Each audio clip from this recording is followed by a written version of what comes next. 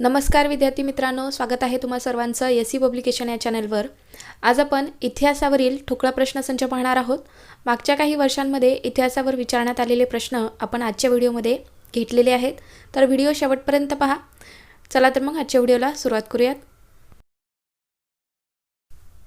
Roulette कायदा झाला त्यावेळेस भारताचे व्हाईसरॉय कोण होते? तर लॉर्ड चेम्सफोर्ड हे होते। ज्यावेळेस रोलेट कायदा झाला त्यावेळेस आपल्या भारताचे व्हाईसरॉय होते Lord Chelmsford. Next question, new lamps for old या सदराखाली भारतीय राष्ट्रीय सभेच्या मवाळ राजकारणावर चिकित्सक टीका कोणी केली? तर अरविंद घोष यांनी केलेली होती। कोणत्या कायद्यामुळे सार्वत्रिक असंतोष निर्माण झाला आणि जालियनवाला बाग हत्याकांड घडले? तर रोलेट कायदा। तर या कायद्यामुळे सगळीकडे असंतोष निर्माण झाला आणि जालियनवाला बाग हत्याकांड घडले। तर कधी झालेले आहे जालियनवाला बाग हत्याकांड? तर 1919ला झाले जालियनवाला बाग हत्याकांड। अत्यंत महत्त्वाचा हा सुद्धा प्रश्न आहे, लक्षात ठेवा। नेक्स्ट क्वेश्चन, मॉन्टेग्यू चेम्सफोर्ड अहवालात कशाचा आधार होता? तर भारत सरकार कायदा 1919चा आधार होता। हंटर आयोग कोणत्या घटनेनंतर स्थापन झाला? तर जालियनवाला बाग हत्याकांड याच्यानंतर हंटर आयोग स्थापन झालेला आहे। पुढचा प्रश्न, पंजाबमधील 1919 सालच्या अत्याचाराच्या विरोधात ब्रिटिश सरकारने दिलेली नाईटहूड ही पदवी परत करणारे प्रसिद्ध भारतीय कोण आहेत? तर रवींद्रनाथ टागोर आहेत। तर मित्रांनो, 1919 सालच्या अत्याचाराच्या विरोधात ब्रिटिश सरकारने दिलेली नाईटहूड ही पदवी रवींद्रनाथ टागोर यांनी परत केलेली आहे। महाराष्ट्रात होम रूल लीगची चळवळ कोणी सुरू केली? तर लोकमान्य टिळक यांनी सुरू केलेली आहे। 1911मध्ये बंगालची फाळणी रद्द झाली ही घोषणा कोणी केली? तर राजा पंचम जॉर्ज यांनी केली होती। 1911मध्ये बंगालची फाळणी ही रद्द झाली ही घोषणा राजा पंचम जॉर्ज यांनी केली। बंगालची फाळणी कोणत्या गव्हर्नर जनरलने केली? तर लॉर्ड कर्झन यांनी केलेली आहे बंगालची फाळणी। पुढचा प्रश्न, द ग्रेट रिबेलियन या पुस्तकाचे लेखक कोण होते? तर अशोक मेहता हे होते द ग्रेट रिबेलियन या पुस्तकाचे लेखक। प्रचंड गोदीचे अवशेष कोणत्या ठिकाणी सापडले? तर लोथल या ठिकाणी सापडलेले आहे। पुढचा प्रश्न, मेसोपोटामिया हा देश कोणत्या दोन नद्यांमध्ये स्थित आहे? तर तेग्रीस व युक्रेटिस या दोन नद्यांच्या मध्ये मेसोपोटामिया हा देश स्थित आहे। आधुनिक भारताचे जनक, प्रबोधनाचे अग्रदूत या शब्दात कोणत्या समाज सुधारकाचा गौरव केला जातो किंवा उल्लेख केला जातो? तर कोण आहेत? तर राजा राममोहन रॉय यांचा उल्लेख केला जातो। आधुनिक भारताचे जनक किंवा प्रबोधनाचे अग्रदूत या शब्दात राजा राममोहन रॉय यांचा गौरव करण्यात येतो। चला पुढचा प्रश्न आहे, 1829 साली लॉर्ड बेटिक यांनी भारतात सतीबंदीचा कायदा केला। या कामात लोकांत जागृती निर्माण करण्याचे महत्त्वाचे कार्य कोणी केलेले आहे? तर राजा राममोहन रॉय यांनी केले। तर मित्रांनो, इथे पहा 2-3 प्रश्न तयार होतात आपले। तर 1829 साली कोणी भारतामध्ये सतीबंदी कायदा केलेला आहे? तर लॉर्ड बेटिक यांनी केलेला आहे। अत्यंत महत्त्वाचा हा प्रश्न, भारतात सतीबंदीचा कायदा कोणी केलेला आहे? तर लॉर्ड बेटिक यांनी केला। आणि कधी केला? तर 1829ला केलेला आहे। तर या कामामध्ये लोकांत जागृती निर्माण करण्याचे महत्त्वाचे कार्य कोणी केले असा जर प्रश्न आला तर कोणी? तर राजा राममोहन रॉय यांनी केलेले आहे। लक्षात ठेवा, अत्यंत महत्त्वाचा हा प्रश्न। सर्वप्रथम भारतीय संस्कृतीचा आत्मा जागृत करण्याचे महत्त्वाचे कार्य कोणत्या संस्थेने केलेले आहे? तर ब्राह्मो समाज या संस्थेने केलेले आहे। आणि ते कधी संस्था स्थापन झाली? तर 1828ला झालेली आहे। पुढचा प्रश्न, संवाद कौमुदी, मीरत उल अखबार यासारख्या नियतकालिकांचा कर्ता म्हणून आपण कोणास ओळखतो? तर याचे करेक्ट आन्सर काय असणार आहे? तर राजा राममोहन रॉय यांना आपण ओळखतो। संवाद कौमुदी आणि मीरत उल अखबार यासारख्या नियतकालिकांचा कर्ता म्हणून आपण राजा राममोहन रॉय यांना ओळखतो। महात्मा फुले यांनी 24 सप्टेंबर 1873 रोजी सत्यशोधक समाजाची स्थापना महाराष्ट्रात कोणत्या शहरात केली होती? तर आपल्या पुणे शहरामध्ये केलेली आहे. तर इथला महत्त्वाचा प्रश्न अजून एक तुम्ही लक्षात ठेवा की त्यांनी सत्यशोधक समाजाची स्थापना आपल्या महाराष्ट्रामध्ये कधी केली? तर 24 सप्टेंबर 1873ला केलेली आहे. तर कोणी केली? तर महात्मा फुले यांनी केलेली आहे.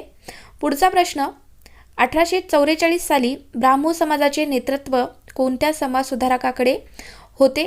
तर देवेंद्रनाथ टागोर यांच्याकडे होते. 27 सप्टेंबर 1833 रोजी इंग्लंडमधील कोणत्या शहरात राजा राममोहन रॉय यांचे निधन झाले? तर कुठल्या शहरामध्ये झालेले आहे इंग्लंडमधील? तर ब्रिस्टॉल या शहरात झाले. आणि कधी झाले? डेट लक्षात ठेवा, 27 सप्टेंबर 1833ला त्यांचे निधन झालेले आहे. पुढचा प्रश्न, अनाथ बालकांसाठी पंढरपूर येथे अनाथालय स्थापन करण्याचे महान कार्य कोणत्या संघटनेने केले? तर प्रार्थना समाज या संघटनेने केलेले आहे.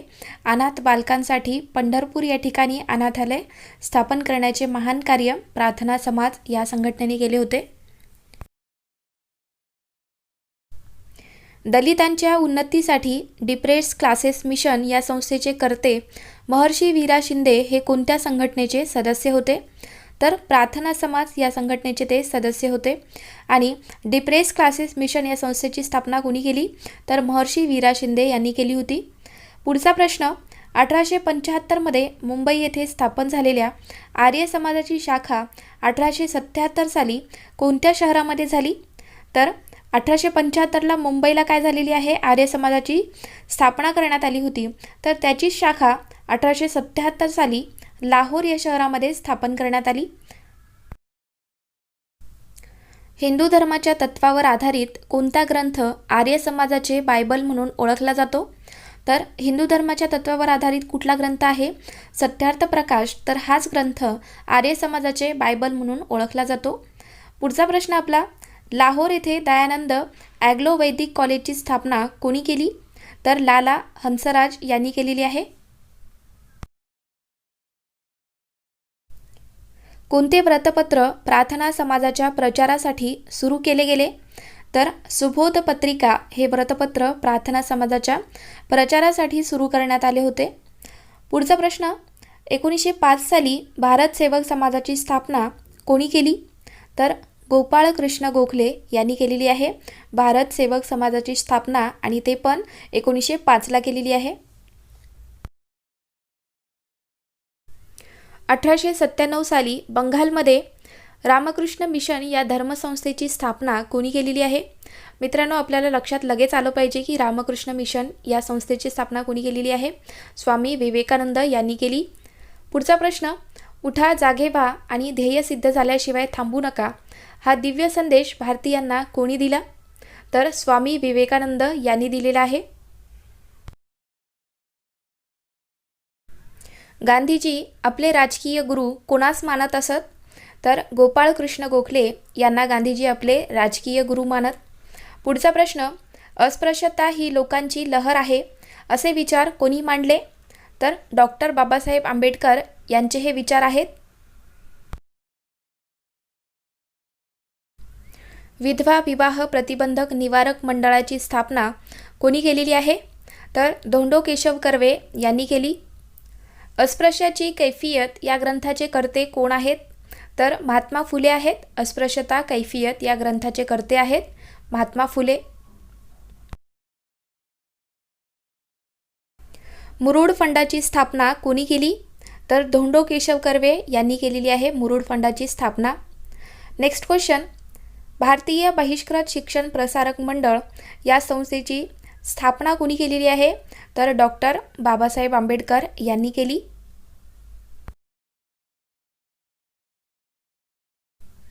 महात्मा फुले यांच्या कोणत्या ग्रंथाचा उल्लेख विश्व कुटुंबाचा जाहीरनामा या शब्दात केला जातो? पहा मित्रांनो, तुम्हाला आन्सर आठवतंय का? महात्मा फुले यांचा ग्रंथ आहे. कुठला ग्रंथ आहे त्यांचा, जो की ज्याचा उल्लेख होतो विश्व कुटुंबाचा जाहीरनामा? तर कोणता ग्रंथ आहे तो? तर आन्सर काय असणार आहे? सार्वजनिक सत्यधर्म हा ग्रंथ आहे ज्याचा उल्लेख विश्व कुटुंबाचा जाहीरनामा असा होतो. पुढचा प्रश्न, डॉक्टर बाबासाहेब आंबेडकर यांनी आपला हू वेअर शूद्राज हा ग्रंथ कोणाला समर्पित केला आहे? तर वीरा शिंदे यांना केलेला आहे. ग्रामगीता लिहिणारे राष्ट्रसंत तुकडोजी महाराज यांचे नाव काय आहे? तर माणिक बंडोजी इंगळे हे त्यांचे पूर्ण नाव आहे. मित्रांनो, परीक्षेमध्ये असाही प्रश्न येतो की ग्रामगीता कोणी लिहिली? तर राष्ट्रसंत तुकडोजी महाराज यांनी लिहिलेली आहे.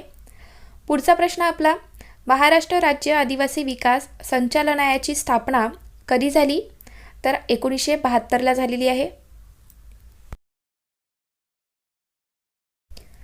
मुंबई प्रांतात देवदासी प्रथेविरुद्ध कोणी परिषद भरवली होती? तर वीरा शिंदे यांनी भरवली. देवदासी प्रथेविरुद्ध मुंबई प्रांतामध्ये परिषद भरवली वीरा शिंदे यांनी.